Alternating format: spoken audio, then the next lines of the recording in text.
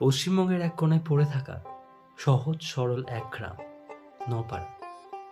এখানকার মানুষ মিলেমিশে থাকে, কিন্তু এখানকার একটা সমস্যা, কিছু গরিব পরিবারে এখনো কোনো স্থায়ী শৌচালয় ব্যবস্থা করতে পারেনি। এদের জন্য আজও ভরসা সেই পাশের জঙ্গল। এখানে দিনের বেলায় কেউ বেরোয় না লজ্জা আর সংকোচে। তাই সন্ধ্যা নামার পরে অনেককে দেখা যায় লোটা হাতে পা টিপে টিপে হাঁটছে জঙ্গলের দিকে। শুধু লজ্জা নয়, এই অভ্যাসে গ্রামের পরিবেশও দিন দিন দূষিত হয়ে পড়েছে। এই পরিস্থিতি দেখে একদিন সরকার সিদ্ধান্ত নেয় নপাড়াকে বদলাতে হবে, গ্রামে ঘরে ঘরে শৌচালয় তৈরি করতে হবে। সেই কাজের দায়িত্ব পড়ে গ্রামের সবচেয়ে পুরনো, প্রভাবশালী ও বিশ্বাসী এক ব্যক্তির উপর। তিনি হলেন মোড়ল গজানন মণ্ডল। গ্রামের লোকেরা ভেবেছিল এইবার বুঝি সত্যিই মুক্তি মিলবে। ঝড় বৃষ্টির এই রাতে জঙ্গলের মধ্যে তিনজন মহিলা বালতি হাতে দাঁড়িয়ে আছে। না এলেও তো হবে না, প্রকৃতির ডাক, ঝড় বাদল মানে না। ওহ দিদি, কি বৃষ্টি পড়ছে বলো। বৃষ্টির রাতেও কি পেটটা শুনবে? প্রকৃতির ডাকে ঠিক টেনে নিয়ে আসবে জঙ্গলের ভিতর। এই জঙ্গল ছাড়া আমাদের কি আর উপায় আছে বলো? হ্যাঁ গো দিদি, আমাদের কপালে কি আর শৌচাগার জুটবে? ঘরের পাশে একটা শৌচাগার বানানো সে তো শুধু স্বপ্ন গো। আমাদের কি আর সেই সামর্থ্য আছে? কদিন আগেই তো রঘুনাথদার মুখে শুনেছিলাম গ্রামে নাকি শৌচাগার তৈরি অনুমোদন এসেছে। পরিবেশ রক্ষাকর্তার কর্মকর্তারা নাকি বলেছেন যেখানে সেখানে মলমূত্র ত্যাগের কারণে পরিবেশ দূষণ, রোগবালাই ছড়াচ্ছে। তাই যাদের সামর্থ্য নেই তাদের ঘরে ঘরে শৌচালয় তৈরি করে দেব। হ্যাঁ গো দিদি, আমিও তো শুনেছি গ্রামে কদিন থেকে শুধু এই কথাবার্তাই চলছে, কিন্তু রঘুনাথ দাদাকে তো নাকি খুঁজেই পাওয়া যাচ্ছে না। আজ 3 দিন হয়ে গেল, কোথাও তার দেখা নেই। হ্যাঁ গো, আমি তো শুনলাম যে তার বাড়ির লোকজন নাকি থানাতেও গেছিল। হ্যাঁ গো, জলজ্যান্ত মানুষটা হঠাৎ কোথায় উধাও হয়ে গেল? ঠিক তখনই ঝোড়ো হাওয়া জোরে জোরে বইতে লাগলো, মেঘ ডাকতে শুরু করলো, বৃষ্টির বেগ বেড়ে গেল, কুকুরগুলো ঘেউ ঘেউ করতে লাগলো, যেন কোনো কিছু গন্ধ পেয়েছে। ঠিক তখনই গাছের ফাঁক থেকে দেখা যায় এক অভয়, ভেজা, রক্ত মাখা, মাখানো হাত, চোখ যেন গর্তের মধ্যে ঢুকে গেছে। ও মা গো, ওইটা কি দাঁড়িয়ে আছে গো? গায়ে ছেঁড়া কাপড় উঠছে, মুখটাও তো যেন কেমন রঘুনাথদার মতো লাগছে। এ রঘুনাথদা নয় রে, এ রঘুনাথদা নয়। ও, ওটা তো ভূত। ভূত দেখছিস না? চোখ দুটো কেমন আগুনের মতো জ্বলছে, শরীর দিয়ে রক্ত ঝরছে, আর কেমন জানি বিচ্ছিরি গন্ধ ছড়াচ্ছে।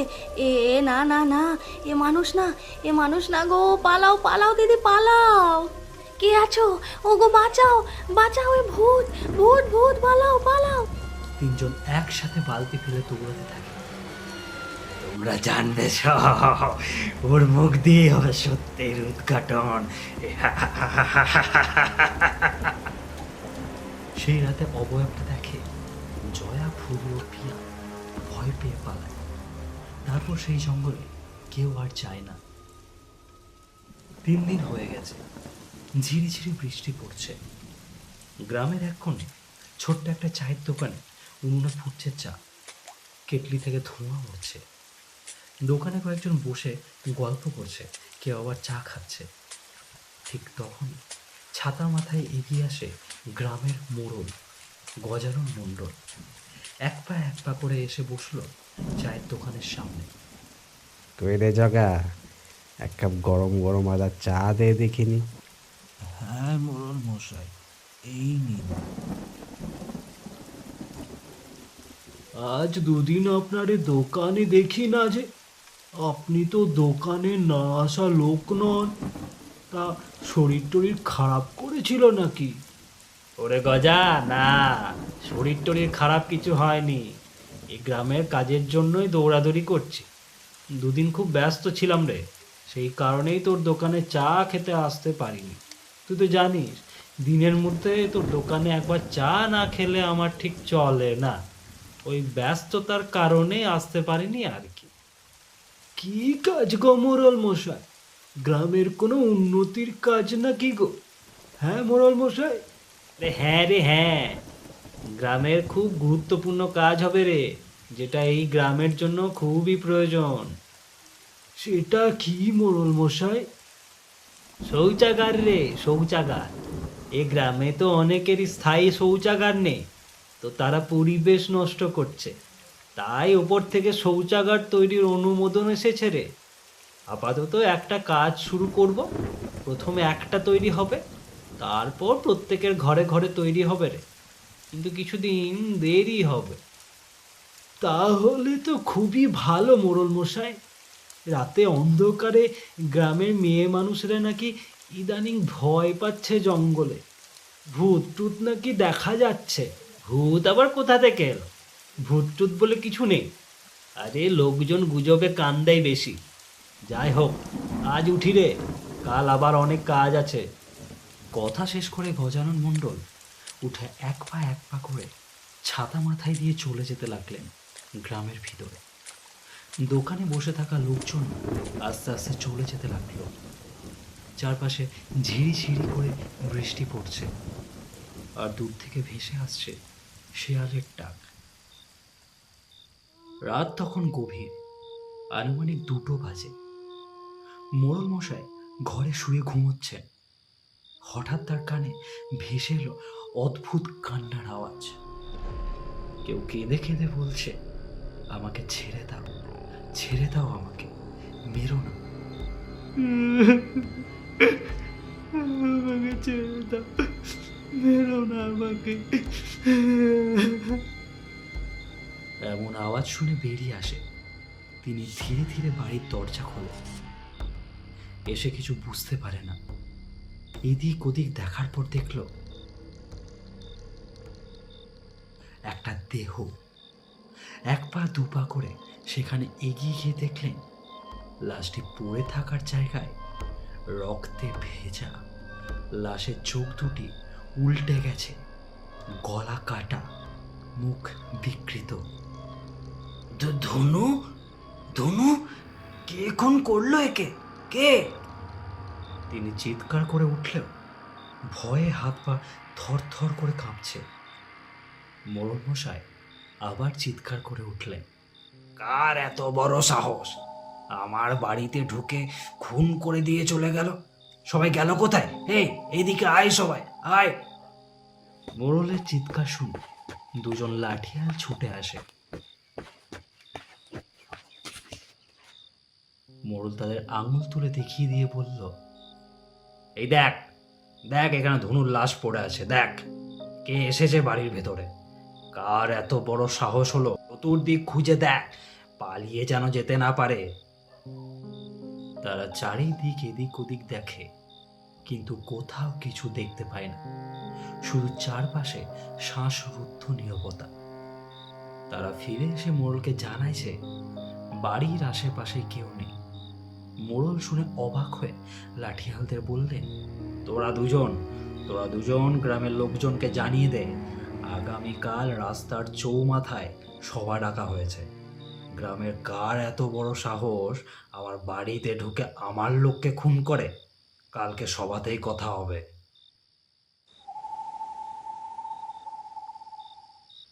পরদিন সন্ধ্যাবেলায় গ্রামের চৌমাথায় কৃষক, বুড়ো বুড়ি সবাই এসে পৌঁছয়। তখন গ্রামে থেকে আসা লোকদের মধ্যে একজন বৃদ্ধ এগিয়ে এসে বলে উঠল, মোড়ল মশাই, এই গ্রামের মাটি শান্ত ছিল চিরকাল, কারো এমন সাহস হলো কি করে? হ্যাঁ, আর ধনু ওকে কেনই বা মারবে? আমি এখনো বুঝতে পারছি না যে এই কাজ কে করেছে, কার এত বড় সাহস হলো। কাজটা যেই করে থাকুক, আমি জানতে পারলে তাকে ছেড়ে কথা বলবো না। আমি তদন্ত চালাতে থাকবো, কে খুন করেছে সেটা জানতে পারলে আমি তাকে জ্যান্ত পিটিয়ে মাটিতে চাপা দেব, এই বলে রাখলো। এই কথা আজ আমি এইখানে বলে গেলাম। রাত তখন গভীর। মোড়ল মশাই ঘুমোচ্ছেন। বাতাস তখন থেমে গেছে। আকাশেও কালো মেঘ থমকে আছে। চারিদিক থেকে শুধু কুকুরের কান্নার আওয়াজ। কারোর মৃত্যুর খবর যেন আগেই পেয়ে গেছে তারা। গড়গড় করে দরজা খোলার শব্দ পেয়ে মোড়ল মশাই বিছানা থেকে লাফ দিয়ে দাঁড়িয়ে পড়ে, আর দরজার দিকে তাকিয়ে দেখে কালো ধোঁয়ার মধ্যে থেকে একটা অবয়ব বেরিয়ে আসছে। রক্তে ভেজা শরীর, চোখে প্রতিশোধের আগুন। সেই অবয়বটা আস্তে আস্তে মোড়লের দিকে এগিয়ে আসতে লাগলো। মোড়ল তাকে দেখে চিনতে পারে।